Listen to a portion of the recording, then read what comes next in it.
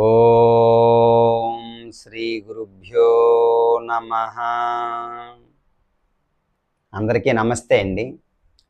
శ్రీమద్భగవద్గీత 11వ అధ్యాయం విశ్వరూప సందర్శన యోగం నుంచి 52వ శ్లోకం. ఆ శ్లోకం యొక్క అర్థం తెలుసుకుందాం. శ్రీ భగవాన్ ఉవాచ సుదుర్దర్శమిదం రూపం దృష్టవానసి యన్మమ దేవా అప్యస్య రూపస్య నిత్యం దర్శనకాంక్షిణః.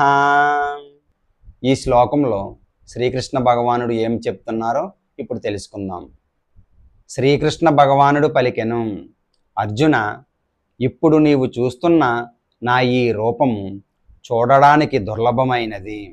ఎంతో ప్రియమైనట్టి ఈ రూపమును చూసే అవకాశమును దేవతలు కూడా నిత్యము కోరుకుంటారు.